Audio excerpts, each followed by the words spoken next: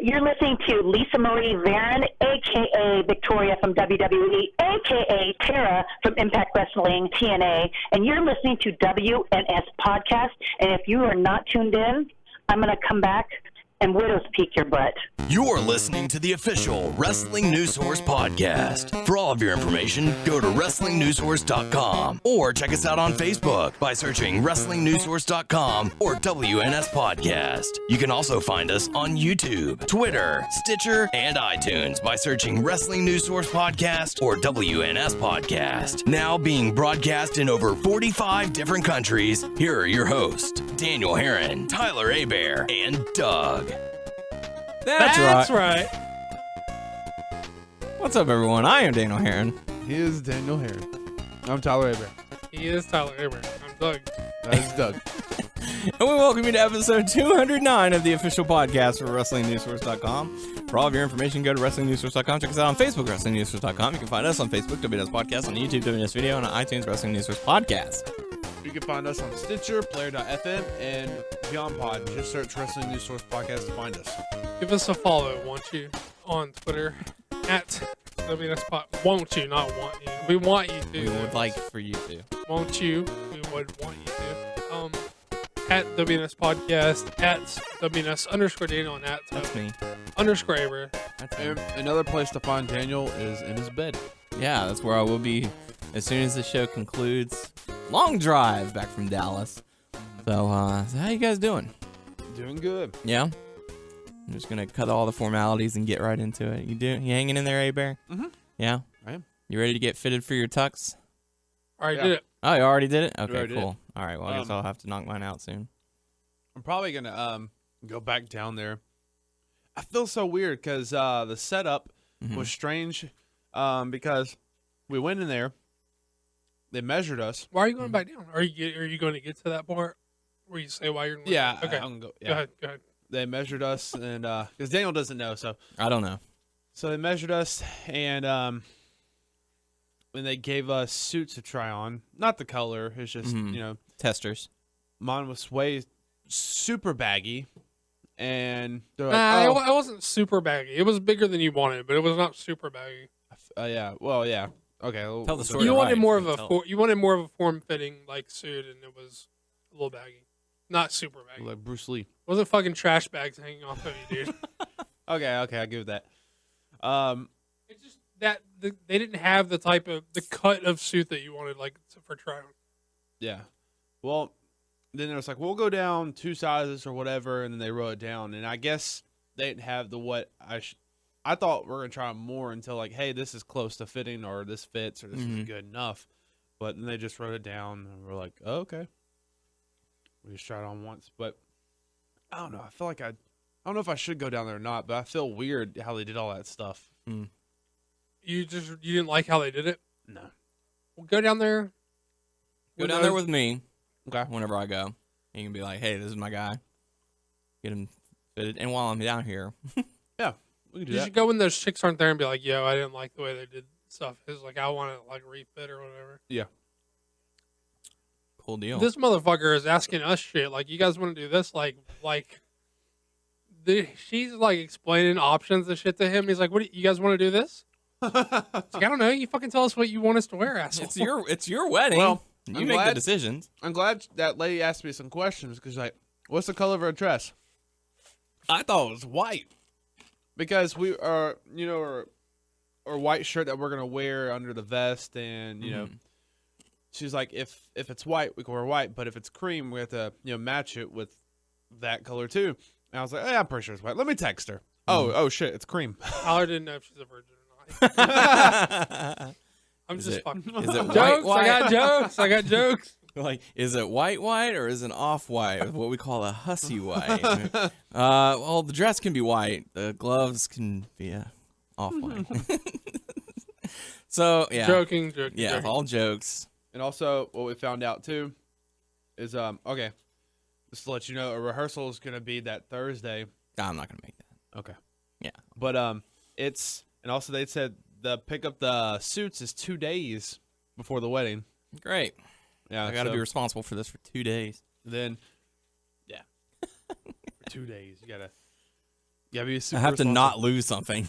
Let me put it on. I'm going to Crocker Street. No, Let me make sure I still have the shoes. going to Houston with this on. Mm-hmm. We're going to go paint the town. That's right. What color? Whatever color we first grab. Okay. Sound good? Mm-hmm. 'Cause red is too cliche. Yeah. We'll just go into Home Depot or wherever. First color we come across. That's the one. The one. The one. Or we'll blindfold you and spin you around a few times and be like, okay, first pallet that he grabs, that's the one we're getting. We're going painting the town. Doug, how are you doing? I'm okay. Yeah. Hanging in there? Battling the weather? Yeah. No fun. Let me ask you this. Okay. Have you ever played Rogue Legacy?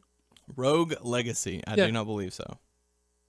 I hate to be the guy who's like 2 years after everyone, not 2 years, maybe like a year and a half, maybe like a year. The year after everyone else said, hey, this game's really great and people should be playing it. I hate to be the guy playing it a year later and telling everyone else who hasn't played it to play it. You should really play Rogue Legacy. What is it Pretty for? good. 4? PS4? You can download it. It's like a $15 game on the PSN or whatever.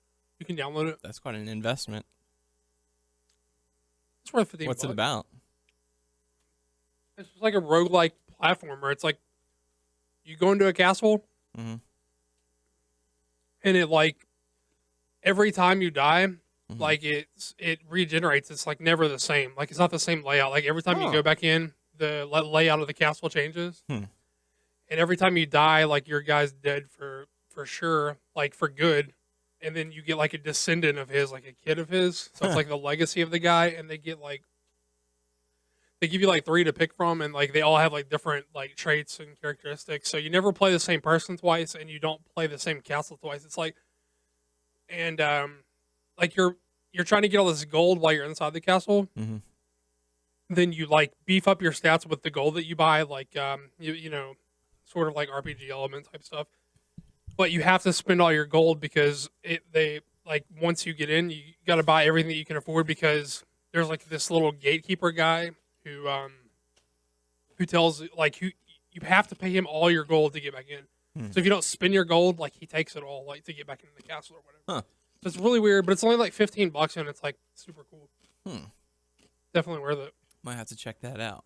That sounds interesting. Yeah. So welcome to the show. Got quite a bit to talk about. We actually have a review this week. We're going to dive into some feedback, talk about Raw, some hot topics, Total Divas, Q&A, all that good stuff. So let's dive into the review that we got.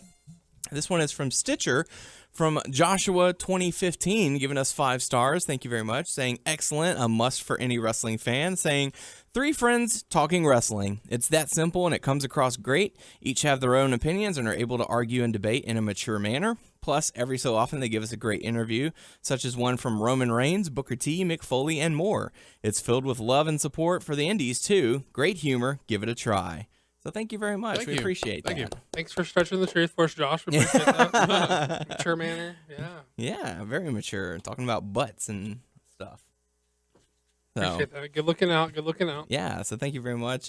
We do have some feedback that was from episode 207 on Stitcher that I did not catch. Unfortunately, I don't check Stitcher as often as I probably should. And I know we're still having issues with our iTunes account. I don't know what the deal is with So that. I wonder if but there's any other podcasts and stuff that's happening too. I don't know. That's an interesting question. I'd like to know the answer to that as to why we're constantly not showing up on iTunes. It's starting to irritate me. Because I have a feeling that it might be more than just one.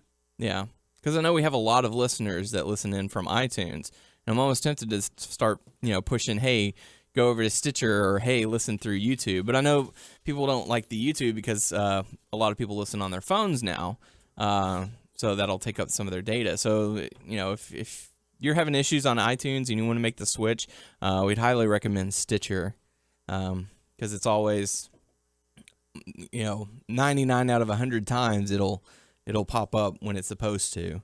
Only very few times will it cause any issues or any problems. So yeah, switch over to Stitcher or listen in on YouTube for the most up-to-date version of the show. Yeah. But yeah, so Alan from episode 207 on Stitcher said, "Hello, gentlemen. This is the first show I was able to listen to in a few months, but luckily y'all haven't changed anything because the show is still great. For me, bringing the Authority back was rushed, and it makes sense now that Bryan has announced his return. And since Bryan is coming back at the Rumble, the only logical thing is to have him win, go on to WrestleMania, and win the title once again. Yes, yes, yes. It was great hearing the show again. Keep up the good work. Enjoy the Beaumont show and Wrestle Kingdom 9. And Daniel, invest in a Wii U. I recently traded in my 360 to buy one, and Smash Bros. Is legit. We talked about that last week. Yeah. Yeah. So, yeah, I've been... Smash Bros. Is for some busters. Oh, yeah? I don't like it, but I mean... Yeah, I've been going back and forth on if I should... I haven't played in a while. Yeah. The only thing it's been a few days, but the only thing I've played was Far Cry 4. Mm-hmm. So, but thank you for the feedback. We certainly appreciate it. Thanks for listening in again. Did you just pull like a Brock Lesnar like post-fight promo where you're like, hey, I'm going home to have a Bud Light because Miller Lite won't pay me shit with Stitcher and iTunes? A little bit. iTunes ain't posting our show, so we'll promote the one that does. I'll go home post and our show. get on top of my wife. My fiance. And then she'll be like, get off. And seeing how that's the most Brock Lesnar thing either of us or any of us will ever be able to do, we're going to take that one. Hey, I've lifted a log once. I don't know. Well, a shit log, maybe. No. Actual log. Moving stuff. Well, you've, cutting firewood or... You've imitated him before. Yeah. The good stuff. So next bit of feedback we have is from Michael Ortiz saying, great show, guys. I love the interview with Nigel as well. As for Wrestle Kingdom 9, it was awesome. Awesome showing once again. I agree they should have had Okada, who is my favorite, by the way. Okada should have won the match against Tanahashi, but I can understand why Okada didn't win, simply because they wanted to market their own Cena to the American audience.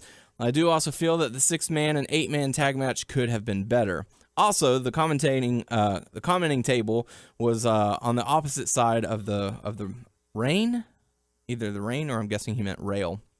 If you remember going into the 8-man tag match, Matt Striker was worried about Takahashi Iizuka. Is that correct? That's right, Iizuka. Okay, doing something to him since they came to the ring on that side that all the wrestlers were exiting.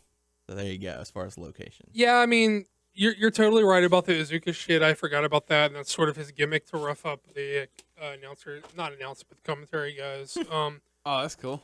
But I still need to watch. As far as the 3-man and the 4-man, like, first of all, Michael, thanks for commenting on the New Japan shit, because sometimes when we stray too far from the WWE path, it just seems like no one like corresponds back with us and gives us some feedback. So really appreciate that. I'm glad that you said that. But as far as the 3-man and the 4-man, I don't think that was the point or the purpose of those matches. The 3-man was just sort of the getting Jarrett on the show because he brokered the GFW deal, and he's put it out to the United States pay-per-view market. So to me, that was just sort of like a goodwill thing of getting him in the show for like their business relationship. Mm-hmm. And that's sort of like not even. I mean, it went like just a few minutes, and all it was about was letting Jarrett on the show, letting Hanma get the big win to pop the crowd in the dome. And as far as the 4-man, that could have been better too. Yeah, I get that, but I mean, I think that was just about getting the Suzuki Gun guys, like they've reestablished their working relationship with Noah, and it's even rumored that they may have purchased or maybe working with Noah's video library on New Japan World. So, and they're sending the Suzuki Gun dudes over to feud with Noah guys. So I think that was just sort of about, shedding more light on their new business dealings with Noah. And I mean, not all the matches on the card can get that much time. I mean, they only had 4 hours. Well, the thing about that is those shows usually go over 4 hours and sometimes 5 hours. And the only reason that they fit it into a 4-hour window on purpose was because of the American deal to show it in the U.S. because they knew people in America were unlikely to sit down for that long. Right. So not all those matches on the card were to get that much time because sometimes 3 hours of slog through Raw and stuff. Yeah. I mean, not that there's a comparison because that was a great show, and Raw is very hit or miss, heavy on the miss lately. Yeah. Same thing with the pay-per-views. But, I mean, I just don't think that was the point of those and the focus of those matches on the cards. But thank you for talking to us about the New Japan shit. I really appreciate that. Definitely. It's always nice to hear feedback, especially when we talk about something that's not necessarily WWE. So thank you for that. Thank you for all the feedback, and especially for the reviews. We always appreciate them. We'll make sure to screenshot that and put it on the Facebook page here soon. So diving on into Raw. We're 2 weeks away from the Royal Rumble. I think so. We kick things off like we usually do with Authority coming out and doing a promo with John Cena, and Cena was trying to justify his actions for bringing the Authority back, saying he'd do it again and again. And Authority decided to make a match with Cena going up against Seth Rollins, and it's a lumberjack match. And if Cena wins, then Ryback, Rowan, and Ziggler will be rehired from their previous firing of last week. So, it's the ring is surrounded by nothing but heels. So typical, Cena's in the corner matchup.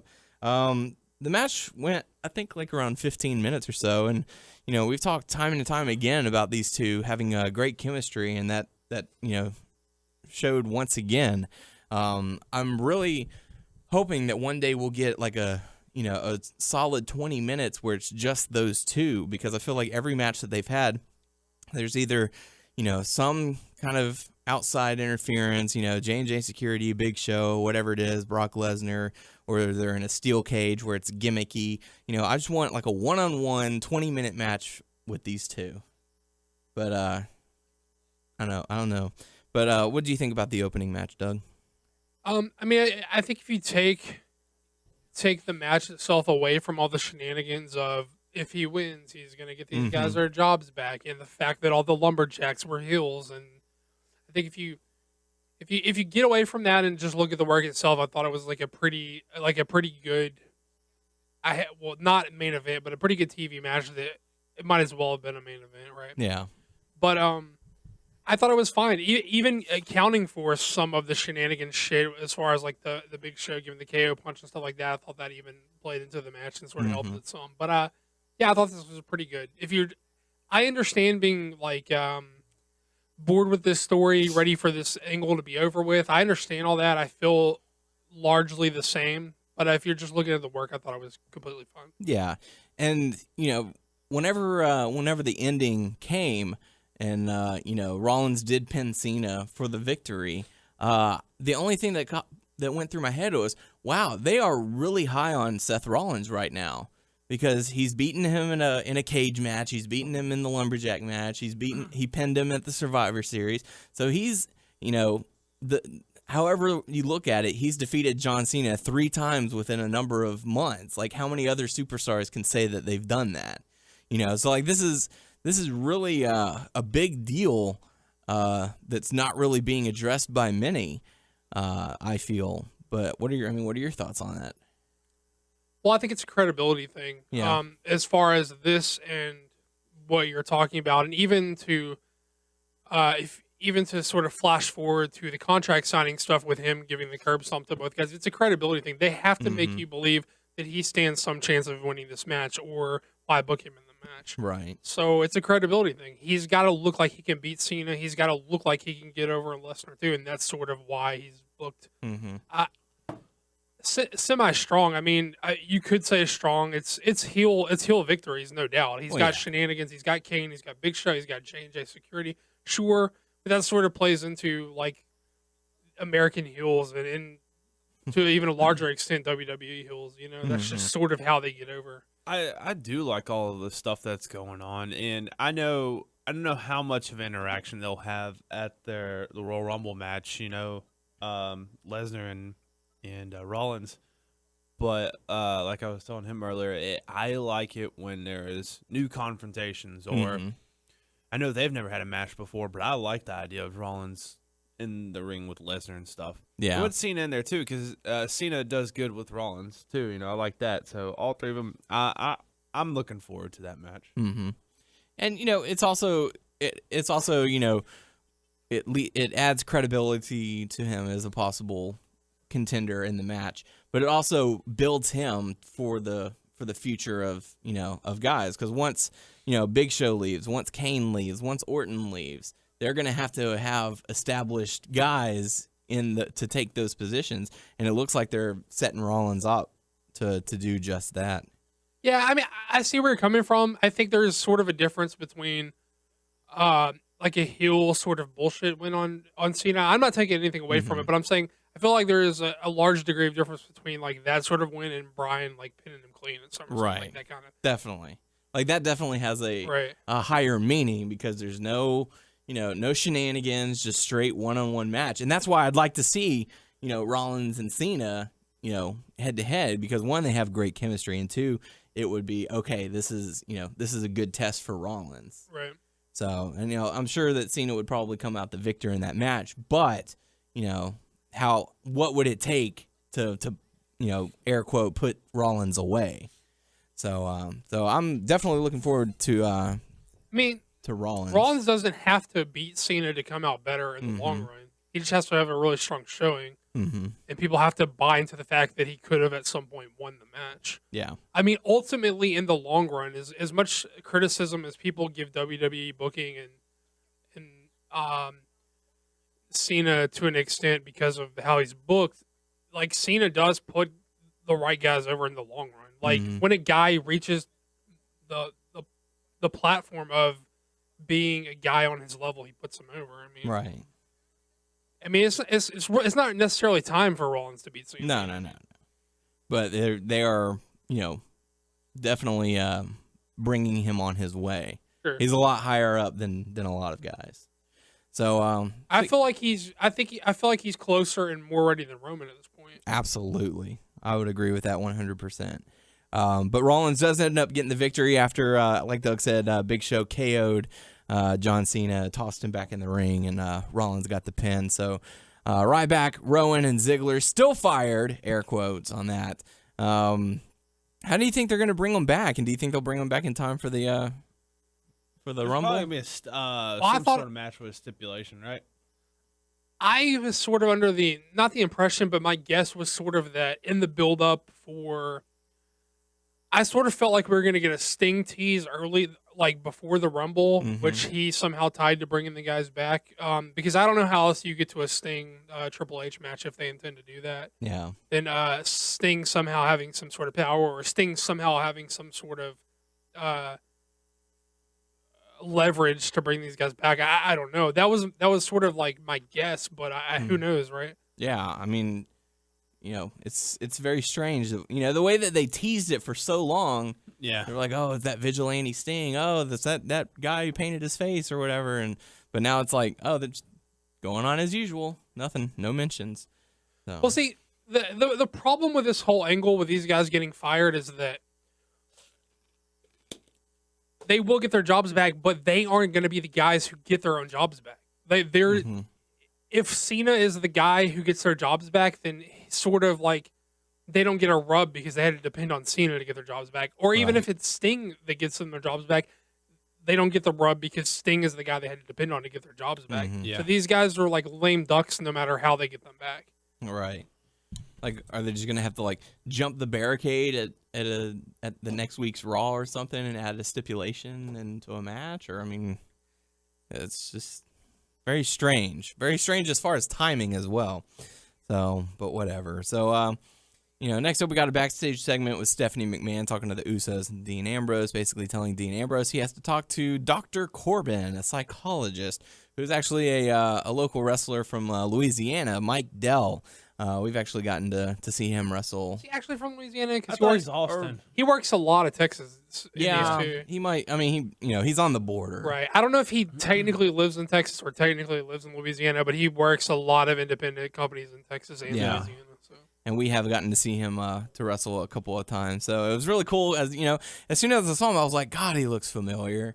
And then once I saw the name of who it was, I was like, that's who it was. So So they had a therapy time with Dean Ambrose, and we can just hop through all of these because they were basically saying Dean Ambrose checked himself out of the hospital, which is a liability, and he's a danger to himself as to others. So if he doesn't clear the psychic evaluation, he's not going to be in the Royal Rumble. And the first one was just filler with a clock and him staring at it, and then they did the I'm going to show you a picture and you tell me the first thing that comes to mind, and Thursday and Triple H irritable bowel syndrome, and Hacksaw Jim Duggan's a hoe, and Stephanie McMahon's a hoe, and I don't know. I just I get that they're trying to do like the whole you can't get inside his head, no one knows what he's thinking. But then like to have it come back and be cartoony with him sitting on the couch and evaluating the therapist and stuff like that, it just seemed a little too cartoony for me. Here's the thing: they usually fail at comedy. Yeah, they're bad at comedy. They don't get it. Their direction is coming from an old man, and this stuff is like funny to him, and like it's not necessarily funny to us or many people that I seem to. I mean, anyone I interact with doesn't seem to find this stuff funny.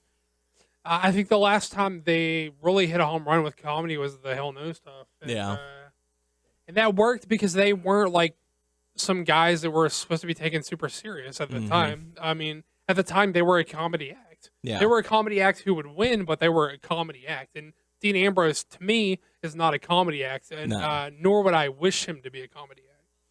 And not his strong suit. Yeah, and it's just I don't get what they're going with. And they did a segment with Miz and Mizdow, with Mizdow saying that he's been working on a project setting up cameras around Miz's house and has been filming them for the last 6 months, and like that's supposed to be a comedy thing. Like that was very awkward and very creepy, and it wasn't funny.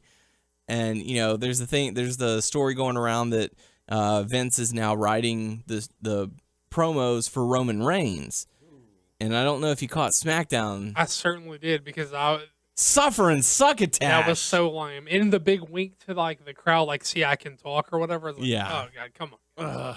Yeah, that's exactly what it is. It's a groan. Like, oh my god, no. That's like not a fucking. He doesn't need help from that guy. At least, I mean, he's already not doing that great as is. And then see the problem.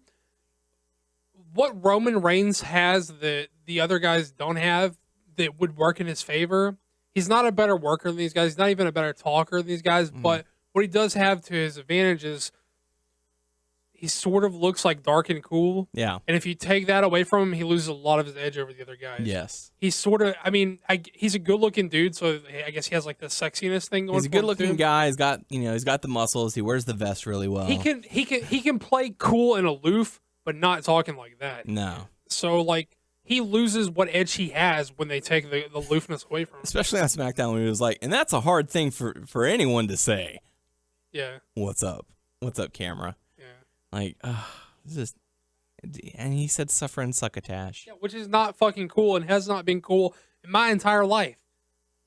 I'm the fucking oldest motherfucker in here. Not even when Sylvester the Cat said it. It wasn't cool. It was just something he said. Yeah. So, I mean, it's just like, God. And then the promo that he did later on Raw was just... You can see the gears turning in his head as he's saying his promo, and that's where he loses people. Like, it's so like it's like he's trying to remember what he's supposed to say the whole time, and when he does remember it, it's not that great anyway. So it's like just let him talk, just let him be sort of aloof. I mean, I don't know what would work best for him. He always stutters with stuff, even at the house show. Yeah, he stuttered. Yeah. Well, I'm a stuttering motherfucker, but I'm not getting paid like to stutter. Yeah. So, I mean, good Lord. The whole Dean Ambrose thing, it was just silly. It was stupid. I get it. They were doing it for cheap laughs. Yeah, but cheap laughs are fine when it's with the right person, and it's fine as a side dish to a more hearty meal. Like, we're just not getting the fucking hearty meal for the dessert to go with, and it's the wrong guy anyway. I mean, right. So that takes us into the next matchup. Kofi Kingston and Xavier Woods going up against Cesaro and Tyson Kidd. Adam Rose was ringside. Natalya was ringside. Big E was ringside. This was a really short matchup that saw Xavier Woods and Kofi Kingston getting the victory. Adam Rose is with Cesaro, and It's more like they're with him, to be yeah, honest. because they came in as the Rosebuds, and so I guess he decided my Rosebuds. he wanted to hang out with them. But I don't know. Doug, what do you think about this matchup? It was fine. I hate to see Cesaro get bogged down in this bullshit. Not so much that I mind him in a tag team, especially not with Tyson Kidd. I feel like if they're going to throw some guys together to make a tag team, that's probably one of their better options, to be honest. But it's just, I don't want him bogged down and fucking, playing like stooge to fucking Adam Rose or anything like that. Not that he necessarily gave that impression, but when he's ringside, it sort of maybe feels that way. It's like, ugh, there's more. Yeah, and I don't know, like, why wasn't it like Kofi and Big E versus these dudes? Didn't that seem like the better matchup? It would make more sense, but since that's who they attacked, sure. But plus, it's the big man and like the more quicker, like agile guy too. yeah. But man, I just fucking hate to see Cesaro, to a lesser extent, Kid get sucked down in this bullshit. Mm-hmm. And to another lesser extent, Big E, because I think Big E's got a lot of promise too. Yeah. But God, I don't know. And you know what? I saw Adam Rose had a match on SmackDown. Who was it? Swagger this week? Didn't catch the match. Adam Rose had either this week or this past week. Adam Rose had a fucking match on SmackDown. And I was like, oh hey, this wasn't so bad. But it's just anytime he's got like an angle or a segment, it's always fucking bad. It always bombs. So after that, we got a Big Show promo talking about Roman Reigns, saying that he's a loser and anyone who supports him is a loser. So, you're a loser and you're a loser. And, oh, by the way, the Knicks are losers. That was kind of weird, especially if you would think you would trash like the hometown, which is normally what heels do. But to throw in a team that's nowhere close to your town, like New York, they're in New Orleans, and he's talking about New York. Yeah. It's like the fans are sitting there going, what do we care? Maybe he sort of spaced on where he was, or spaced on the name of the team at least. He may have, but it doesn't bother me. I don't care because I hate the cheap heat with the sports teams anyway. Like it always makes me cringe. Like I was like, I don't give a fuck. Oh, he said something bad about my team. Oh, I don't have a team, bro. I don't care. Like, yeah, or like at the house show, it was talking about.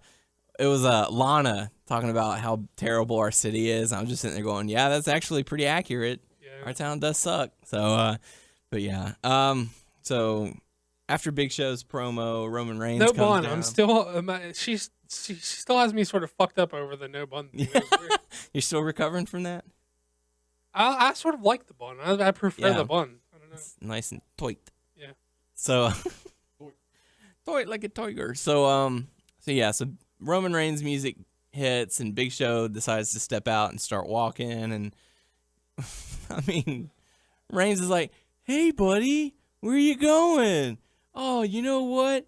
That reminds me of a story. It's called Roman and the Beanstalk. And one day Roman had like some magic beans, and one day they sprouted into a giant beanstalk, and so Roman decided to climb up there, and he found a goose that lays golden eggs, and a harp that talked, and a big stinking giant. And Roman was like, well, screw this, I'm just going to knock him out. Oh, and by the way, that giant is you, Big Show. I'm cool. Believe that. That's extremely accurate. If you paused a little bit more between your words and you took about an extra minute, you'd be like right on. Had to sit and think about it. Yeah. Okay, how did the story go? When he says stuff and all that stuff, it's screaming to me that it's like, hey, I'm trying to be cool. Rather than not say anything, let your actions do the talking to seem cool. Why can't dudes be the strong silent type anymore? Because if it calls for it, they have to connect and have personality. I don't know, man. Look, I know I can't talk. I don't speak well. I stutter. I can't ever think of what I'm gonna say, but like You're in a booth with friends and you stutter. Imagine Right. being in front of like 30,000 people, Sure, strangers, sure. judging you and Sure. ready to hit up their Twitter #Doug can't.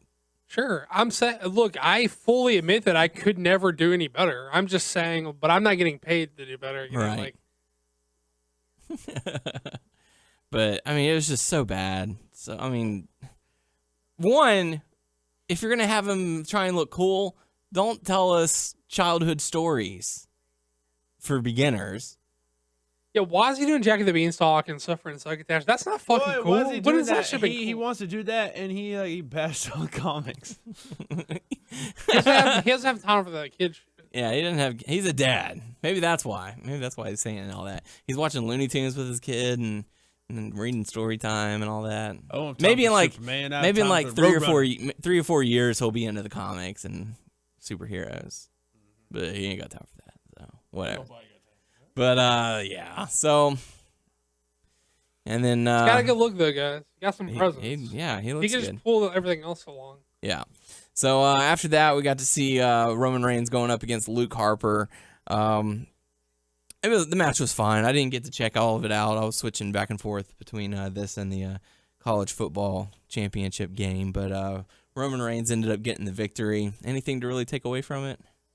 No, I like the end where Harper went to do the lariat and Reigns caught him with the spear. The finish was nice. Yeah. But Other than that, forgettable. yeah, Okay. not much. I sort of wish Harper was getting more of a push and maybe not some other guys. Yeah. Well, it felt like for a while Harper was getting more of a push than Rowan, but maybe Rowan may be getting a bigger push. I don't know. They don't know what they're doing. Nope, that's true. So. I wish, like, instead of this rumored, if Taker wrestles, this rumored Bray Wyatt stuff, I think Harper's the guy. I would give it to Harper. Ooh, that would be good. Harper Taker would be fucking awesome. Mm-hmm. Heavy hits. Provided Taker could like bring Bryce to the challenge. Because Yeah. look, I got a lot of love and respect for Taker, but he looked bad last year. Mm-hmm. He's just old, man. It's just catching up to him. He just needs to let it end. I'm just saying, if he's gonna say he's gonna do it, then I'd rather see like a Harper match or something. Yeah. So no, he doesn't need 2 more matches. So next up, we got to see Alicia Fox going up against Naomi, and Naomi had one hand tied behind her back because why not? Stephanie McMahon ordered it. So, that'll show her. For They're friends on whatever. Total Divas. That were they like enemies? Oh, because Alicia Fox is a heel now. Yeah. They're friends on Total Divas. Oh, okay. So I guess we'll talk about that, or you'll talk about that a little bit later on.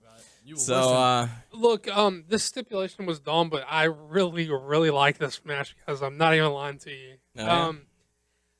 I feel like so much of the time, Cameron's offense looks so fucking like choreographed, but like, who's Cameron? come on, work with me here. We're in Earth 1. Sorry. So much of the time, her offense looks like so choreographed, and so there's so much light showing in her work, but like, for whatever reason, with this stupid gimmick match with her arm tied behind her back, she was laying in her lariats, and everything looked really good. And maybe her and Alicia Fox just have good chemistry or something. But I really did like this match. Honest truth. Cool.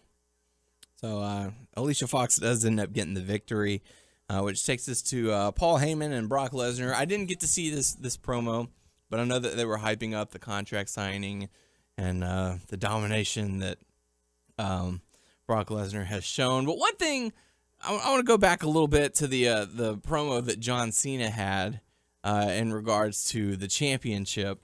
John Cena was talking about how unhappy he was that Ziggler and all of them got fired, and he was going to win the championship and out of protest stay at home and not show up until Ziggler and Ryback and Rowan got their jobs back. And the only thing that resounded to me was, this would have a lot more importance if we didn't already have a champion who only showed up every so often. He's talking about, I'm taking the title and y'all will never see it. Well, we have someone who has the title and we never see it. I mean, I think that's sort of the point. I think he's sort of taking a shot at that. Mm-hmm. But I mean, it's a dangerous like precedence they set by letting Lesnar do that. I mean, Yeah. So, anywho, anytime you'll never ever be able to call in to play the defend the title in so many days thing again. That's out the window. You can't ever reference that shit again. I'll tell you what. Also, I feel like they shouldn't do this shit ever again. do what? With the title. Oh, yeah. Someone they bring in. Like I always thought it was like 30 days, Well, give or take. I mean, there is no real rule because it's just all bullshit for whatever they need. Right. But when you let it go this long, then you call into I mean, his last title defense was Night of Champions. right. So, Here's the thing. I wish Brock was around a little bit, not as often as maybe some people wish he was around, but I wish he was around just a little bit more often than he has been because his presence when he is there is so fucking incredible, and every match that he's had has been fucking awesome that I feel like this run that he has is going to be overshadowed by the contract that he has. yeah. If you look strictly at the work he's done in this run, it's been fucking phenomenal. Mm-hmm. Every match he's had has been good. Some of them great, like legitimately great. And he doesn't do a lot of talking. Heyman does a lot of talking for him, but when he does open his mouth, it's to say something fucking like badass, Mhm. like some shit that you wish Roman Reigns could fucking say. and he doesn't even have necessarily great delivery or anything. It's just like his whole like persona, his presence. yeah, it's just like it doesn't matter. So I know a lot of people are pissed off, and I think that everyone has a right to be pissed off that the title hasn't been around, but you should be pissed off at the WWE and not Brock Lesnar. It is not Lesnar's fault that he negotiated a fucking super win of a contract for himself, right? Yeah. That's not on him. I think that would be a great goal for a lot of wrestlers. Sure. Like, I want to get paid like millions of dollars worth of money and work 6 nights a year. Now, granted, those 6 fucking nights he shows up were fucking awesome. 6 nights. Well, exactly. So it's like, are you getting your money's worth? But I mean, ultimately, no. Even though every time he's been on TV, he's been fucking perfect and awesome. It's not. They have not got their money's worth. Just because of the amount of product they put out these days, you can't get your money's worth with that sort of booking. Right. But my hope is that people consider his performances with this run and not just that he's sat at home for so long, because that's not his fault. Like, if I could, whenever I got my job, if they said, hey, you can work 6 days a year and make what you make now, I would fucking sign up for that in a heartbeat. Mm-hmm. And I don't think Lesnar has ever been the guy who said, I love professional wrestling, I have the utmost respect. I don't think he's ever even made a fucking, like, a fake persona like that. This is what I wanted to do. Yeah, I think Brock Lesnar is not Daniel Bryan, and he never has been. Yeah. Daniel Bryan fucking, like, you know, this is Daniel Bryan's passion. This is, like, what he wants to do. This is what he's been waiting his whole life to do. Lesnar wants the paycheck, and he's, like, gifted enough to get the paycheck. Mm-hmm. And I don't think he's ever bullshitted anybody about it. I don't think he's ever said, I got a passion, but I think he's always said, this is my fucking paycheck, and this is what I'm worth. Yeah. So I hope that some people will consider that when this run is evaluated down the line and say, hey, well, it's the WWE fucked up, not Brock Lesnar. Mm-hmm. Like, he negotiated the contract that he wanted, and they gave it to him. Yeah. Period. But when he was there, when he showed up to work, he kicked fucking ass. Yeah. Period. I don't know. So I just think, like, it's going to get overshadowed in the long run. But Yeah. Well, you know, but like you said, you take a look at the matches, the performance that he's put in, and you can't question any of his performances. yeah. So, so the Heyman and Lesnar promo to hype up the contract signing, the importance of the pay-per-view matchup. Anything to really take away from it? No, it was effective, but still the standard Heyman stuff. Yeah. More effective because Lesnar was actually standing next to him. But you know, Brock Lesnar. So good stuff. So nothing too much of a departure. yeah. So after that, we got to see Miz go up against Jey Uso, and their respective tag team partners were ringside with them. Miz ends up getting the victory. Anything to really take away from it? No, it standard Usos and Miz and Mizdow match with shenanigans leading to Miz getting the W. Yeah. So after that, we got to see Daniel Bryan come out and discuss. I didn't get to catch this part, but I watched this video on the website. Mhm. She's pretty much calling them, hey, if you're a A+ player, even though you had you would have. Well, she said you had to work. You would have won the match and worked through your injury, but you were out for 9 months and all that stuff. And pretty much, you're gonna have a opponent before the Royal Rumble. Yeah. And it's gonna be against this guy this Thursday. Here comes Kane. Mm-hmm. So Stephanie McMahon did announce that Kane will be facing Daniel Bryan on SmackDown this week as they move to Thursdays. I mean, I get it. They brought up the past that the history that they have with each other, and they brawled. But is Kane really a threat anymore? I don't think it's about that. Yeah. I think it's about giving Bryan his revenge for kayfabe-wise. Kane is the guy who put him out for that long by giving him all those tombstones. So kayfabe-wise, it's about Bryan getting his comeuppance. And Shaking also, off the ring rust. Yeah, that kind of stuff. Yeah. Trying to get a big draw on the new night on Thursday by having that be Bryan's return match. That sort of stuff. It's marketing. So, he 100%? Do you know? I don't know. He talks like he is. I mean, I don't know other than what he's saying. I mean, I don't know the guy, but I hope so. I hope for I so much of Bryan is quote unquote character rings like really true and really genuine. So much of his actual self is in what he is when he's in the ring that you can't help but love the guy and just hope that he's doing the right thing for himself and not just coming back too early. Like you would feel that he wouldn't come back unless he felt he was ready. I would hope not, because he sat out a long time. So I hope he stuck to his guns. And as selfish as I am as a someone who consumes media, as selfish as I am to want him back to improve what I'm consuming, I ultimately he seems like such a good guy that I hope he's doing right for himself. Yeah. You'd rather have a 100% Daniel Bryan than a 75%, rushed back early. Yeah, I mean, I just hope he doesn't do anything stupid, as I'm saying, right, and hurt himself.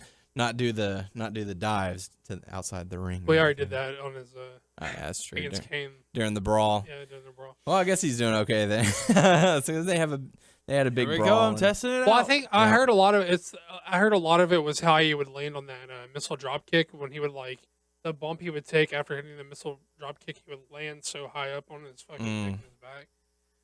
Maybe that's gone. It should be gone because it looked like he fucking took it hard every time he hit that. Yeah. So I was watching this part with my nephew, and he was like, "Man, he threw that big guy into the post," and I was like, "Yeah, he was like, we were talking about it, and my nephew was like, he got what he deserved." I was like, "Yep, it's not nice to be a bully, huh?" And he was like, "Nope, that's why I'm nice to people." That's cute. Yeah, so really good stuff. So next up, we got to see Brie going up against Paige. Natalya was on the outside. Nikki was on the outside. Tyson Kidd was on the outside. I didn't get to catch this one. Fairly short, I'm assuming. I did get to see the slap afterwards. But Brie ends up getting the victory over Paige, and then for whatever reason, Paige decided to slap Tyson Kidd and then walk off, and then Natalya walked off, and Tyson soon followed. Yeah, not much to really speak about other than what you said. Hey, let's talk about commentary for a second, since Book has been sort of officially added to the Raw team. Yes. Now, I'm not trying to say that commentary was substantially better, out of the world this week or anything, not grade A top shelf shit or anything, but his sort of new blood in the commentary was just sort of enough to sort of mix things up that commentary felt more fresh. I mean, it was fresh technically because the new guys replaced someone. Yeah. But I don't know. I felt like Booker is trying to do more of what I want out of the commentary guy, focusing on. He's talking about what's going on. Not just that, but he's sort of even kayfabe sense. He sort of puts over the right people for the right reasons and stuff. And I don't know. Look at that big Samoan. I don't know.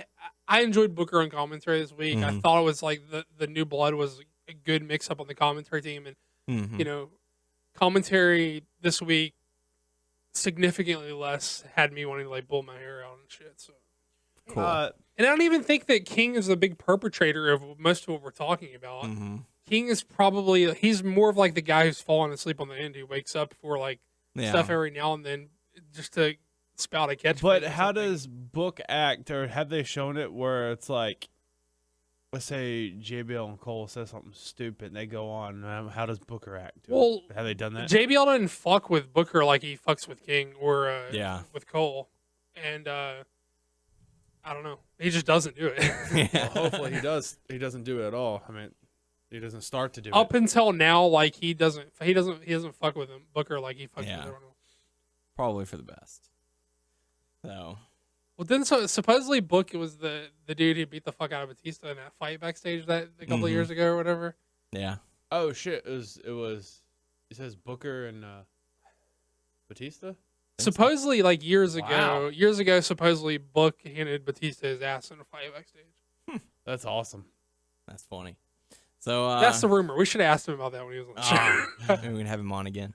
So, yeah. After that, we got to hear the first inductee of the WWE Hall of Fame, long overdue, the one and only Macho Man Randy Savage. Oh yeah, finally going into the Hall of Fame. That's cool. Dig it. So, looks like Hulk Hogan's going to be inducting him, which is fine. So, you know, like I said, long overdue. Congratulations. Wish it would have been while he was still with us, but unfortunately, you know, things happen.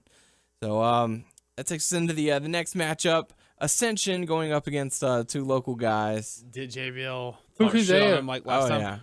That the dude who was in the ring, I couldn't get a good look at who was the guy on the post. Who only took that one bump off, but the kid who was doing all the bumping and shit for him was that Bukudeo kid who was at Wildcat. Whenever when Ring of Honor ran that fucking wherever Ring of Honor ran over Mania weekend, that Wildcat Sports or Wildcat Sports Entertainment promotion that has like Luke Hawks and fucking Mike Dell and that Bukudeo kid, who also I thought I heard like late last year he got signed to NXT, but I haven't seen shit from him on NXT. But that kid, that short Asian dude, the Bukudeo guy. You remember all those guys who had the Bukudeo or Die t-shirts on and shit? That's him. It was nice. Dude, he took that off the apron, like the flatback bump off the apron. That, yeah, and also whenever they flung him way up in the air. Oh yeah. God, that couldn't pay me. I don't think you could pay me to do that. But you said they were shit talking again.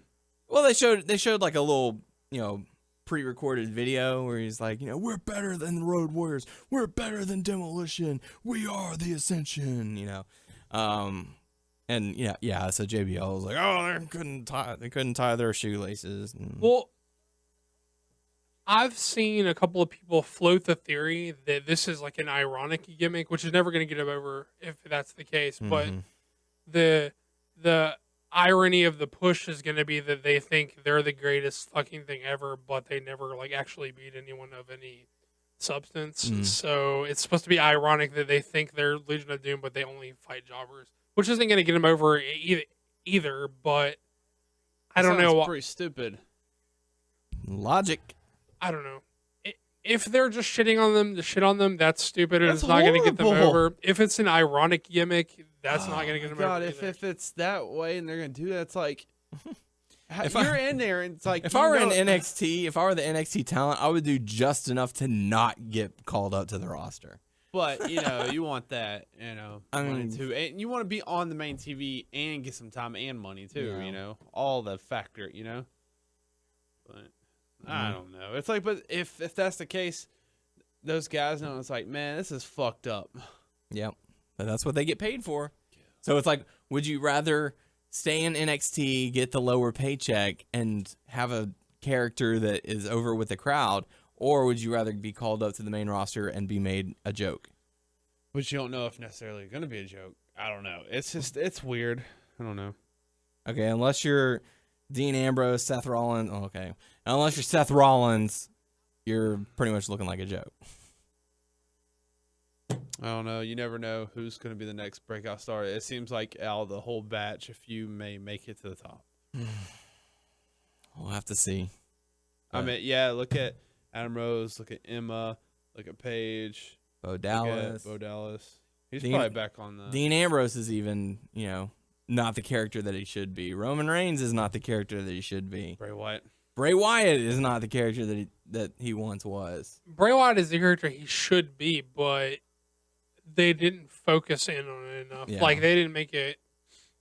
And they, what got him over with the whole Wyatt family, Harper and Rowan and Wyatt, they bring him up to the main roster and split him up. I mean, I'm thinking like some of the, like the tough guys, or I mean not tough guys, those the guys that we're watching right now in NXT. I don't know if they're all gonna make it to the top, but I think that there's gonna be a few because you're gonna have, on some of them there have like the following that was like with Daniel Bryan. It's gonna push them. They have the talent too. It's just maybe higher up people don't give a shit. But Ascension get a very quick win over some local talent. Who they are die, man. And they didn't even get names, right? They didn't Nope. say They were just in the ring. I didn't even get a good look at who the other guy was. I I, didn't just either. saw that one dude. He took a hit, and that was it. So that takes us into the main event of the evening. It was Rusev and Lana talking trash, and, Americans can't even keep their jobs, like Ryback and all you silly Americans. Shut up. All you bitches. Yeah, and then Rusev's like, I'm glad that you got fired because, I would have done much worse to you. And that brings out Dean Ambrose, and they decide to brawl, and sure enough, we just have a match. Why not? They dropped the Dean Ambrose, Bray Wyatt stuff. Yes. Okay. They're figuring out what to do with Dean Ambrose. Yep. Well, if the rumor is Bray will get the match with Taker if Taker is going to work Mania, so they need him starting to look strong now. If that's going to be the case. Yeah. So Rusev goes up against Ambrose, and Ambrose was selling a leg or knee injury, excuse me. Throughout the match, ref is like, "Are you okay to continue? Do you want me to stop the match?" And Ambrose, "No, I want to fight." Rusev continues to do damage. Ref's once again asking, and eventually the ref decides to call it, saying, "No, I'm stopping this match. You're getting too hurt." Hurty, yeah. So I don't know. Thoughts on the matchup? The match was fine, but I hate the finish. Yeah. I will buy into a ref stoppage as a finish. I've seen it done effectively, and I've seen it done well. Ring of Honor used to do ref stoppage for Daniel Bryan all the time when he would do like the arm trap elbows.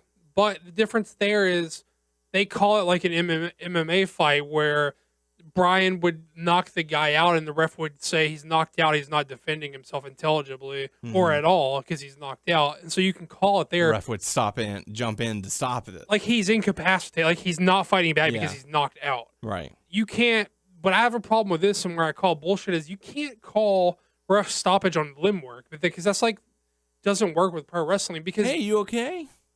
Well, if Dean Ambrose was knocked out, then the ref could say for his safety, he can't protect himself. Right. He's knocked out. I'm calling it off. But if if Rusev just spent his whole match doing limb work, which he did, he worked the leg that was injured. That's his advantage. He earned that advantage in the fight. So at that point, Ambrose either has to tap out or fucking Rusev can break it off. Yep. Like that's how you can't fucking. You can tap, or you can go unconscious. Well, I mean, that's the point is that he earned that advantage through the match.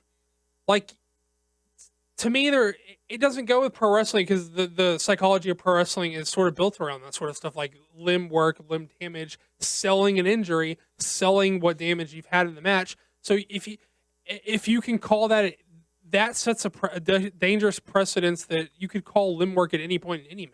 Yeah. Don't call fucking ref stoppage for limb work. That's fucking stupid. If you knock a guy out, I'll buy that. Yeah. I believe that. Like because if Rusev knocked Ambrose out and Ambrose not defending himself, but fucking Rusev is pounding his fucking head into the mat over and over, he could fucking kill him. I buy the ref stopping it then. Right. But if it's his leg, if he doesn't want anymore, he taps out. He tells you he doesn't want anymore. Yeah. That's bullshit. Like if they would have done an angle where Rusev did the super kick and he went down and arms are stiff out, and the ref's like, no, dude, you got to knock that off. Well, not even just then. Like, he should begin the count, and if Rusev is pounding his head into the mat, and then he's not moving, like, you can call that for the ref. Yeah. It's a different thing. It's stupid. Yeah. So, what can you do? But then, anyway, Rusev ends up getting the victory. So, crowd's so happy about that one. So, that takes us into the final segment, the contract signing, and these always go so well. I mean, where do we really begin with that? I know Heyman talked, Lesnar talked, Rollins talked, Cena talked. I really don't know where to begin with it. I mean, Rollins was just sort of saying, like, yeah, you've got your accomplishments that Heyman always reads off, but I've got mine too, and he sort of said his, which fell in comparison, obviously. But strike one, strike two, and Royal Rumble's going to be strike three, Cena. Yeah, I mean, I give it a pass because I know people will be like, oh, the whole contract signing is rote thing. Like, they do this all the time. And that's sort of why it gets a pass for me, because they do it all the time. If it's a big match, I sort of expect it. So I'm fine with it. And the table. They had to set up a scenario to where Rollins could get the advantage on both guys to look credible. Right. If they do that all the time, it's as likely of a scenario as anything else. That's why I was fine with it. And you got to make the kid look strong going into the match. So what better? And don't wait till the last minute to do it. So I might as well do it here. You got to have some interaction with the three of them. Sure. If you're going to be selling a pay-per-view with three participants. Or a network. Or a network, yes. So, the breakdown I thought went really well. Rollins decided to try and attack Cena, but then Lesnar got involved, and Cena put Lesnar through the table with the attitude adjustment, and then Rollins capitalized on that and gave him a curb stomp, which was sick, and then gave Lesnar a curb stomp, which was even sicker because that one caught pretty flush. I don't know if you caught it towards the end, but Lesnar, he wasn't bleeding, but it was like enough to show that it was almost bleeding. You know what I mean? Like whenever you scuff your arm and it's like you're not like dripping blood, but there is blood there. That's what was on his forehead. Sort of like a scrape or whatever. Yeah. So it was pretty sick. So Rollins standing tall for the end of it. Was it just me, or how fucking weird was it that they did that? Did the video package that went back to the arena? That was really weird. They set it up like they were going to do that, but it was still weird to see it happen that way. Yeah. So like, hey, we're going to go to the video package, we're coming back to the arena, then we're going off the air to the network. And then they did it. I heard what they said, and I was like, okay. But then I saw it, and I was like, that's so weird. Why would they do that? Like I thought they were promoting something that was going to be coming on after Raw on USA Network. Right. And then it was like, oh, on the WWE Network, check out the Randy Macho Man Savage story. And now we go back to the ring. Hey, there's Lesnar trying to recover, and Rollins is at the top of the That's strange. stage, and that was very weird. So, all in all, I mean, it was a better show than last week, I think. Well, the sad thing is it's the best Raw in weeks, but, like... It's the best Raw they've had all year long. 2015, forever. This is by far better. Yeah, it's been the best Raw in a while, and that's a sad state of affairs. Yeah. So, what? What? What did you say? What? I said yeah. Okay, just making sure. What'd you think I said?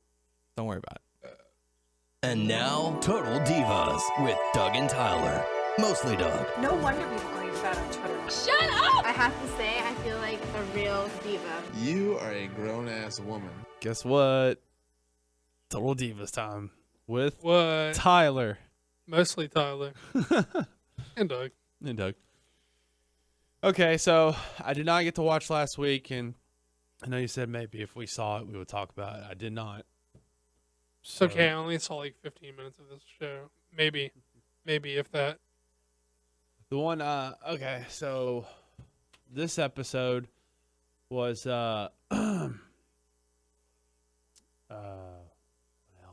happened. It was I saw the baby stuff with Eva Marie. Yeah, that was it. First, it starts out. Space caking with Natty and.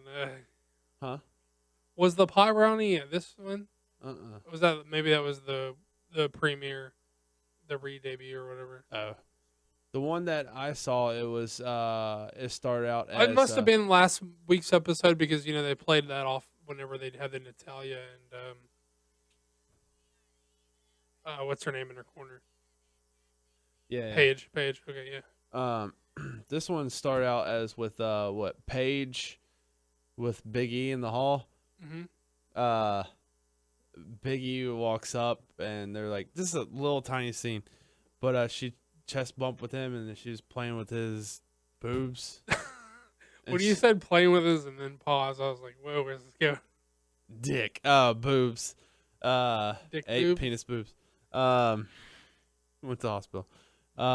So she was jealous and all that stuff, and she was playing with it. She would look at his and look at hers, and then she's like, I'm just so jealous of you.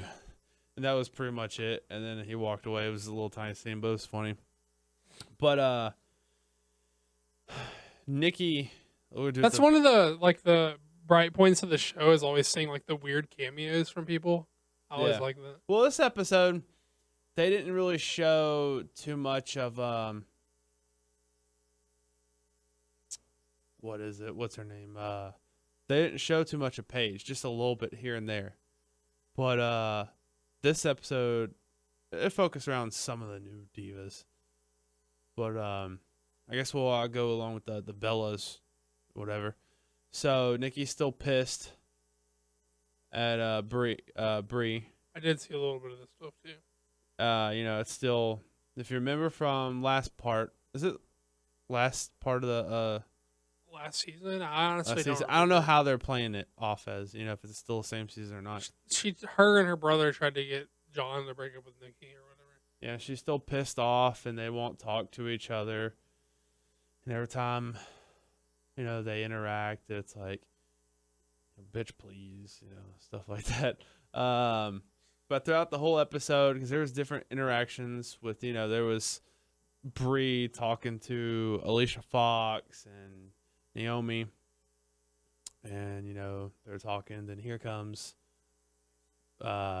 Nikki and all that stuff. Oh, she's still mad at me, and she's still walking down the hallway. It's like, I can still hear you, right? I don't know why you're talking all this stuff. And it's like, what? Because also Brie asked Nikki, what segment are we in?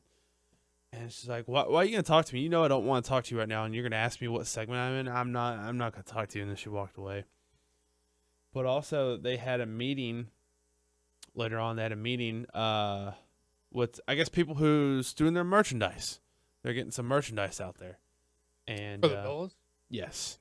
So they're like, Brie was like, okay, I know we're, how they're talking to the camera, individually. Yeah. She's like, well, I know that we have our problems, but we have to be professional when it comes to the merchandise people. They don't care about our personal lives and stuff like that. Look, we know we can sell some hats to Tyson Kidd, but we got to move some more of this. Yeah. Well, how they're talking, they haven't had merch in a while or something along those lines, or new merch. Right. And so while they were talking about different things and stuff, then who was in charge of the merch? Was it Jan and were they talking to Jan and that dude? No, I've never even seen these two people. There's two guys. Did you get the impression they're going to be new reoccurring characters? No. One-offs? Okay. Yeah. Well, we got Janice the seamstress and Jan. Yeah, I didn't get that feeling from them. Yeah. They didn't really talk that much and stuff, but I sort of like that the seamstress lady is such a character on the show. Yeah, I like because that. they always got to go get costumes from her, and they always talk shit about each other to her, and she's like, "Look, lady, just let me make your clothes." But and then Nikki was like, how did she put it? It was like, would you? She brought up that situation. It's like, did you ever let your brother come up and do this to whatever? And then Brie was like, I can't believe you're saying this in front of them and all that stuff. And then after the meeting was done, they came up to each other like, that was unprofessional. I can't believe you did that. And she goes, what I did back there, I thought was professional. And then she walked off, and then that was pretty much it. But also. Bree went to go talk to John, and backstage. I saw that part. I was like, pretty much, can you talk to Nikki for me? And then John, being the smart guy he is, not smart ass, just a smart guy. He knows how to, play out the situation and stuff. Cena. Yeah, Daddy Cena or Teacher Cena. Whatever. Daddy Cena gave Bree the talking to and not Nikki this week. Yeah, it was like, because he's like, okay, let's flip roles. Daddy Cena was more animated this week. He was more like average guy. He was a little bit more animated, sort of, because usually he's so like calm and collected that he seems like a robot. Like on the show, he's like, you know how he talks, like very low key, very whatever. He was a little more like, you know what I'm talking. He also has that point where sometimes he can make you feel stupid. I feel like sometimes. Maybe he makes them feel stupid. I don't know that he's No, not me or anything, but I feel like they can make them feel stupid, Yeah. But that's where the whole Daddy Cena thing comes from. Yeah. He's always talking down to Nikki. Like he's like she's his like bratty teenage daughter or something, only he's fucking her.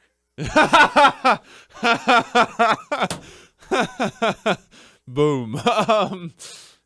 So he's talking to Bree. He's like, okay, let's flip the situation here, okay?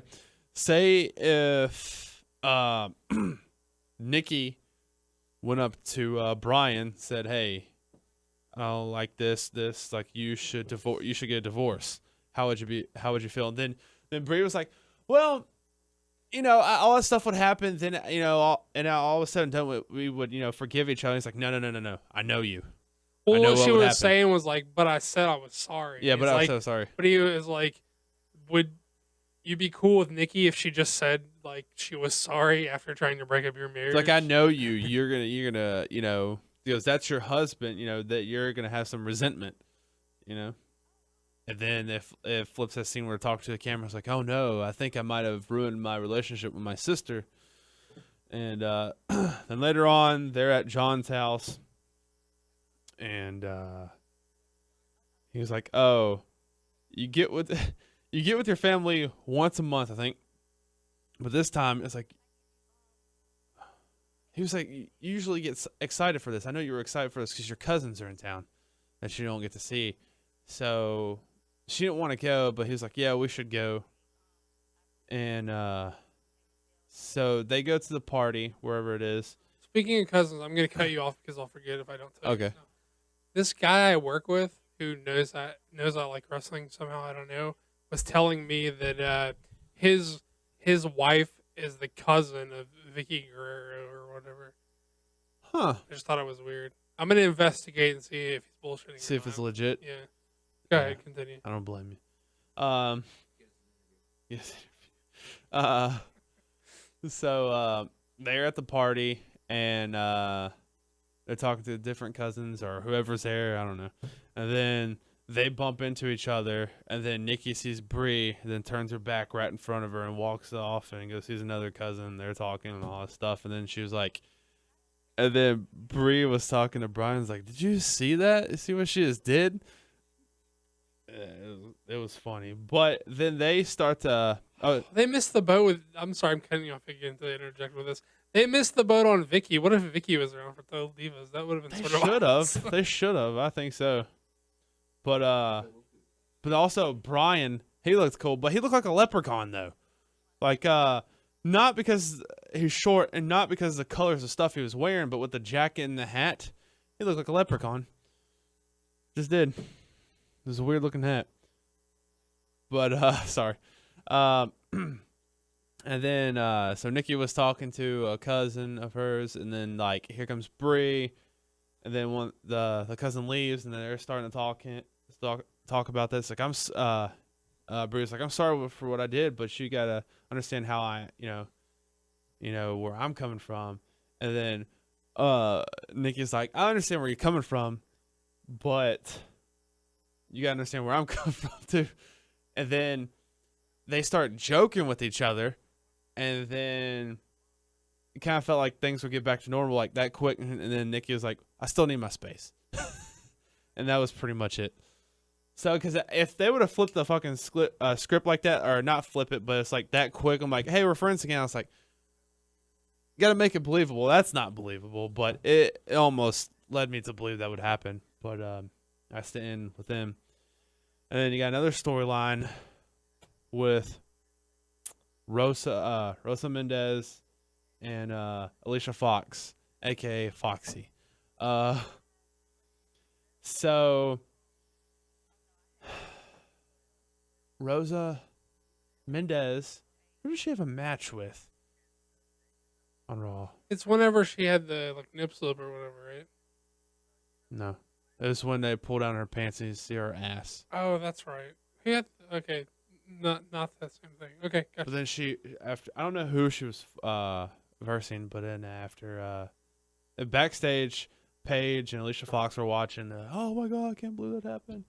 And she came in and Rosa was freaking out. She didn't want to get fired and all that stuff. And she's like, "Oh, just a little bit at my show." She's like, "No, they pulled the whole thing almost down." And she was freaking out about that. And then later on, I guess it flips like a few days later or maybe the next day. I don't know. You But remember that house show that we saw years and years back where fucking was it? It was Orton whose ass kept getting shown, but who was Snitsky. Snitsky kept pulling Orton's pants down. Yeah. He did it like 3 times. at the Didn't he same time. switch it to then they reversed it or whatever and then he pulled his trunks down too?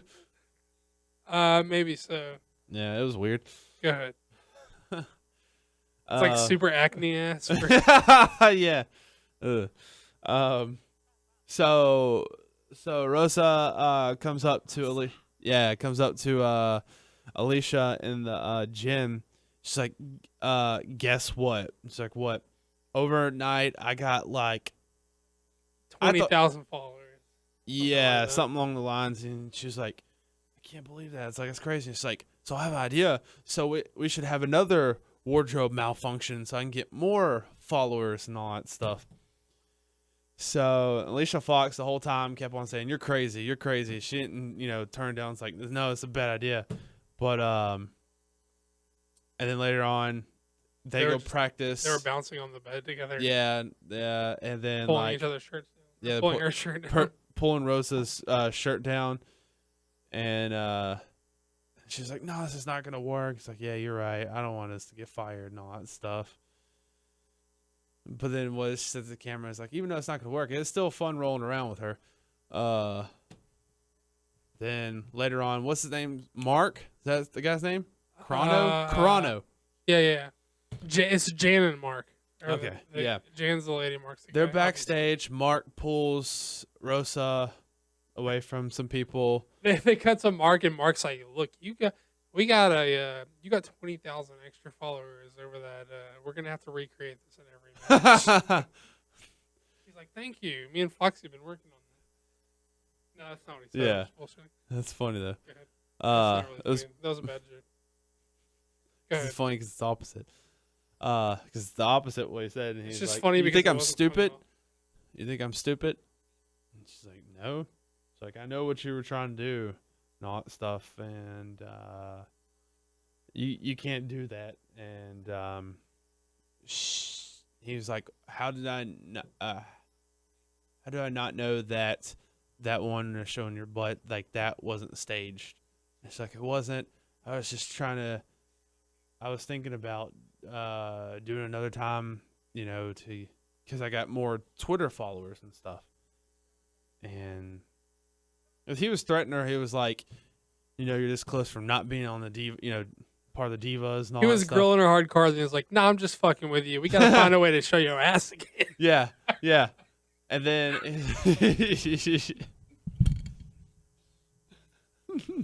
boom. Just like that, her ass was shown again. He's like, yo, girl, we're thinking about not even having a malfunction. We're just gonna bring you out and show that ass. That ass, and we're gonna have an ass calendar for you. Each month is your ass. I don't know what to say after that. Then she was like, she said something about like the other women or something. They give her shit. I don't know. And he was like, "Yeah, forget that. You come a long way and all that stuff." And she's like, "I won't do it again. I promise." She cried and all that stuff. And she got pissed at Alicia Fox because she's the only one that knows about it. After Mark left, she went to go talk to Foxy. Well, it was on TV. How was she the one who knows about it? Huh? It was on TV. How was she the only one who knows about it? Well, they filmed. Oh, no. Well, no. No. Because I think Mark got wind of that she wanted to do it again. Oh, okay. So she talked to Foxy about it, and she's like, "What? Why are you mad and stuff?" It's like, "You told him." It's like, "No, I didn't." I was like, "I was talking to some of the girls." This is what cracks me up. I was talking to some of the girls about this, and she got pissed off. And he goes, "See, those girls, they want to get me fired." Rosa didn't ask who it was. She didn't ask. She was like, "Oh, those girls. None of the girls like me." I thought Natalia likes Rosa. Yeah, well, they sort of had their shit over. Yeah, Natalia like sort of begrudgingly likes her. Like Rosa will be She like was forced to because she had to watch her. Well, Rosa would be like some train wreck will happen between her and Rosa, and then Rosa will be like, "But I'm sorry," and start crying, and Daddy will be like, "Okay, fine, we're best friends or whatever." But they didn't say who was giving. I don't remember anyone giving a shit to Rosa. I don't really remember. Unless the only one they pointed out or that I remember was Birdlaw, Summer Rae.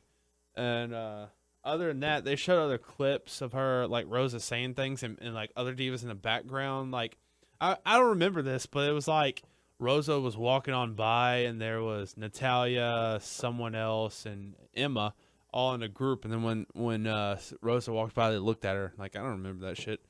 But I don't think they're... I mean, I could be wrong. I don't remember too many people, like, harping on Rosa. So Alicia was like, "I'm your best buddy, you know, I'm your only friend up here." And he's like, "You can't trust these girls." And then that was pretty much it. And then the third storyline is with Eva Marie. So last time we saw her, whatever, so she thought she couldn't have babies or whatever. Let me ask you a question. Throughout all the episodes, did she ever say that she wanted a baby? Can't remember. I don't recall it specifically, but Okay, from the way they're playing this episode, pretty much what happened is she went to the doctor to see if she can have babies and all that stuff, and all of a sudden, later on in the episode, she's like, "I don't want to have babies," and all that stuff. But the way that they were playing older clips and stuff, they made it sound like she never said that she did not want babies, but whenever she was talking to, what's his name? Jonathan. She always you're good with the names this week. Yeah. She would always agree with them and stuff and not necessarily say, "Hey, I didn't want babies" or anything like that. But because also I know that's, you know, They're just taking for granted that they wanted the same things without talking about it. well, also, you know, with certain things, and like I remember one episode when she had the cyst and all that stuff down there, and then she was like, they were like, "Well, you may not be able to have babies." Then she cried. They played that clip during this episode, so that kind of made it feel like. Well, he was sort of like, "Yo, if I want kids," and he was like, "If you can't have kids, no big deal. We'll just adopt." And that's when she was like, "Oh, well, I gotta fucking tell him I don't want kids or whatever." Yeah, and yeah, it took a while, but she finally told him she don't want kids. Because he was like, at first she's like, I understand. He was like, "I understand we can't have kids now. It's not a good time to have kids." But, you know, later on, you know, she's like, "Well, I don't want to have kids ever," while she's stuffing her face with food. And pretty much the argument, he wasn't really pissed that she couldn't have kids. He was pissed that that she never mentioned it, or, you know, lied, or, you know. Well, the thing was, like, he said that I got into this not knowing that you didn't want that. Well, it's like if these two were like responsible, like respectable adults, they would have like talked about what they wanted out of their lives together and not just assume that they wanted the same things. And basically, he was like, "Yo, I got into this assuming you wanted kids too, and I feel like I was like misled or like not clued in on this shit, and now I'm married to you or whatever." It's like one of those things. People, talk to your significant others about what you want out of life is what we're trying to tell you. Me and Tyler are giving you the real talk on the real life. So don't just assume that your girl wants some babies with you. She might not. Yeah, that's the best thing. Talk. Talk about it. Talk about it. Word. What are you playing? Clash of Clans over there? Clash of Clams. Clash And of then Clans. Playing trivia crack, and I'm waiting for this guy to play. well, I'm doing a podcast right now. How can I play? While You've had 2 days. Oh yeah. Well, oh well. Sorry. And then also preview for next week's episode. It looks like More drama. Natalya and Paige may be getting into it because I think Paige is doing some sexual things towards Natalya, some weird stuff. And because they showed like, hey, stop doing this stuff. It's like, Sort of okay. like Rosa? Sort of like how Rosa was trying to make out with her all the time? Sort of, but it was weird. Like, and she was like, stop doing this stuff. It's like, okay. And then like in a match, they showed like a match of like Paige like licking Natalya's face. So I don't know. Also, one thing I want to Not point that out. sexual. Go ahead. Yeah, I don't know exactly what else they're gonna. Maybe put in if there. her breath was kicking, maybe. I get it, but I don't know. One thing I noticed, and you know how Total Divas, like they film it like way before, like it's not now. Yeah. But what I'm wondering is, you know how the Bellas are at odds right now? Was that the time period where even when they're on camera, they were at odds too? Yes. I was wondering how they were going to play that. That's what I thought. I was like, they in the ring they don't like each other, and backstage they don't like each other. Smart. Fart. And that's it. Girl, bye. There you go. So thanks very much, Tyler, and some of Doug. So, Hey, man, I had a lot of wrestling to catch up on. Yeah. I get Impact. I had to get my Lucha Underground. I didn't have time. I had to... Too much. Prioritize. Not enough time of the day, son. yeah, that's right. So that's time to go into some hot topics for you all this week. For those of you who've been keeping track, Sunny and former WWE diva Ashley, what was it, Mazzaro? Is that was her name? Yes. Mazzaro? Mazzaro. Massaro. Oh, that's her last name. They're in a Twitter war of elegant proportions. Doug, do you want to kind of explain it, or? I don't know. I don't really know what the deal was other than, like, she said that Ashley was a whore or a prostitute, which allegedly she was at one time, or some sort of high-priced call girl at one time, which she made mention of. I don't know how it got to that point, and then Ashley From what I saw on the site, Sunny had posted for those of you who were messaging me wanting to hook up. That's not my thing. Maybe you should message Ashley. I heard she did something like that, or something to that degree. Yeah, I think this all stems from she was doing those in bed photo ops with herself and those Skype things, and I'm sure people were maybe alleging more stuff was going on there, like maybe she was prostituting. Yeah. But yeah, so I guess then Ashley was like, no, she doesn't know what she's talking about or something. And then for some reason, I guess just because she thought that Tammy was talking shit, she posted like a naked picture of her like masturbating. And there's like, well, it's like a split screen. It's like it says Ashley Massaro 2014, and it has like a Bikini picture and like a on little beach. cute selfie that she liked, and then there was like this dark and like shadowy like picture of allegedly Tammy. Questionable. It looks like it could be her, but who knows? Of like Full Tammy like spread out. total masturbation shot, like total crotch shot of her like masturbating. How did she get that picture? A fan sent it to her. We don't know. Or is that what she said? Yeah, She was in the She said a room. fan sent this to me a long time ago, and I refrained from posting it because I thought we had hashed everything out. But apparently, she wants to bring up old past and stuff. So here you go, internet. Have fun. You shouldn't have done that. Now it's on the internet. Now they're at war with him. And now it's on the internet forever. The moral of the story: don't be dirty, girls. Don't be dirty, girl. Whoa, that's not the moral of the story. Well, if you don't have a dark past, No. Well, don't be fucking like slut shaming and stuff. Like girls, you can be as dirty as you want to be. Own your own sexuality. The whole thing is like just don't be assholes to each other. There you go. There's no. Just don't be. don't be assholes. dirty. Yeah, be as dirty as you want to be. Yeah. It's your life. It's your sexuality. Own Do it. what you want. No slut shaming on this podcast. Yep. Absolutely. I'm tired. Hey man, bring it home. Yep. So, for those of you who are fans of Harlem Heat, WCW Tag Team Champions, our former guests on the show, Stevie Ray, Booker T, they're going to be reuniting for their, quote, last match, one final match, coming up in February at Booker T's Reality of Wrestling. It's actually too.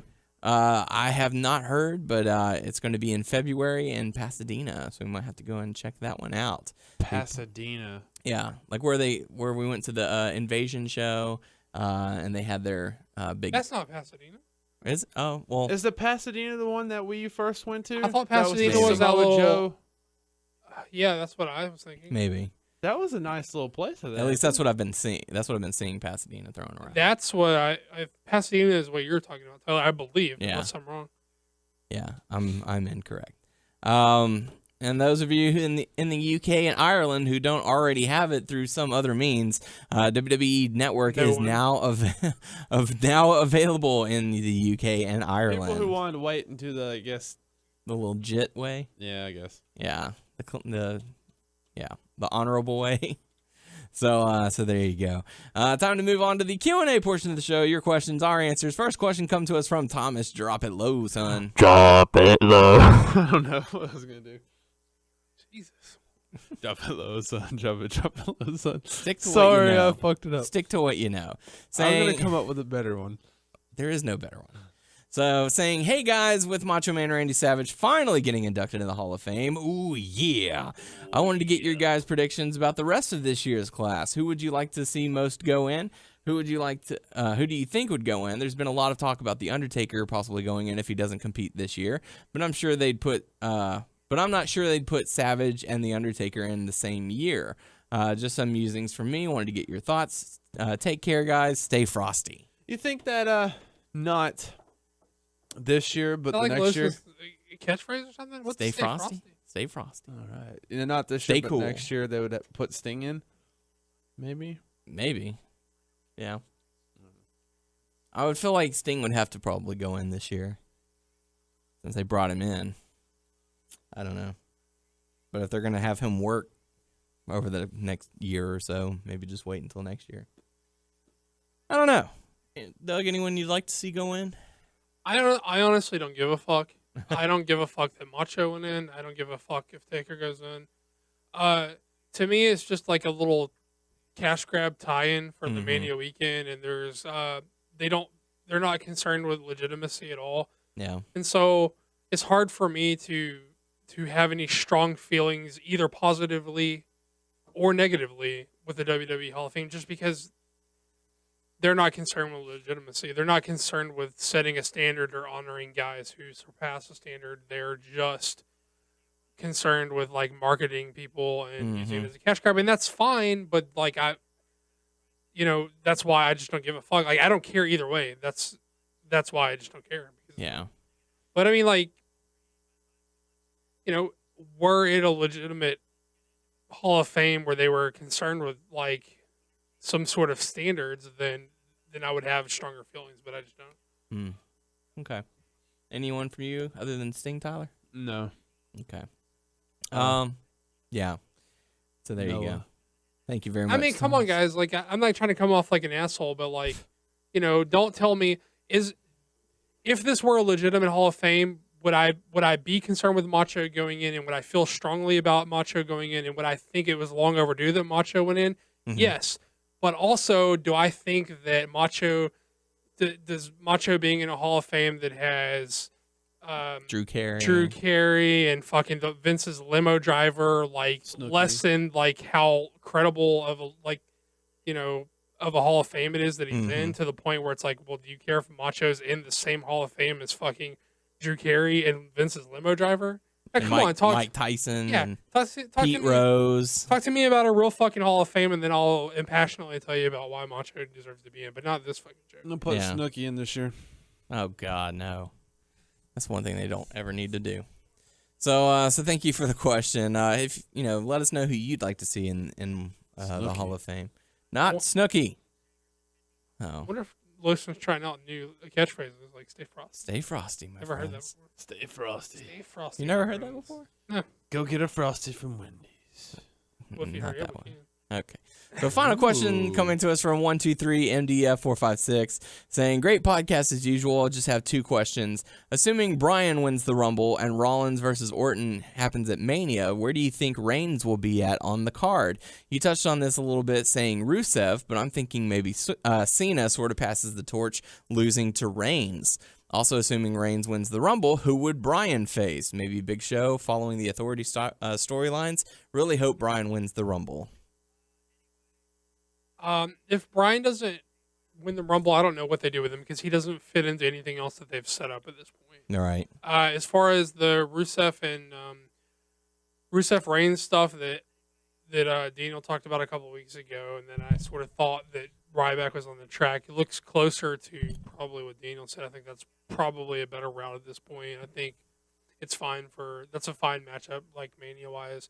It's going to give, Reigns enough momentum to keep going, but not put him in a spot that he's not ready for yet. So, I mean, I see that. I don't know what the fuck you do with Bryan if he doesn't win the Rumble. He doesn't fit into anything else. Yeah. Unless Lesnar loses the title somehow at between now and Mania. And you do Lesnar Bryan anyway. Yeah. I could see that maybe happening. And then I guess you could maybe, but then that still feels weird because Rollins would still have the case, and then I don't know. That'd be weird. Yeah. I'm not sure. I don't know. How about you, Tyler? I'm sorry, but all I see is Bryan winning the Royal Rumble. That's all I can see. Hopefully it'll go that way, but thank you very much for the question. Well, he's been out there talking about how Lesnar is his dream Mania opponent. Not dream, but he's like, that's the Mania opponent that I want is Lesnar. Mm-hmm. So we'll just have to see how that all plays out. But thank you for the questions. Make sure to submit your questions on our YouTube page and our Facebook page, WNS Podcast, our YouTube page is WNS Video. Check us out on WrestlingNewsSource.com and WrestlingNewsSource.com on Facebook. And, going back to iTunes, if you subscribe to us on iTunes, but we're still getting issues on that, check out our Stitcher or YouTube, definitely. We're on Stitcher, Player.fm, and Beyond Pod. Just search Wrestling News Source Podcast to find us. On Twitter, at WNS Podcast, at WNS_Daniel, at Tyler_Aber. There you go. For the podcast crew, I am Daniel Heron. I'm Tyler Aber. I'm Doug, Teenager of the Year. And we'll check you all next week. Check yourself.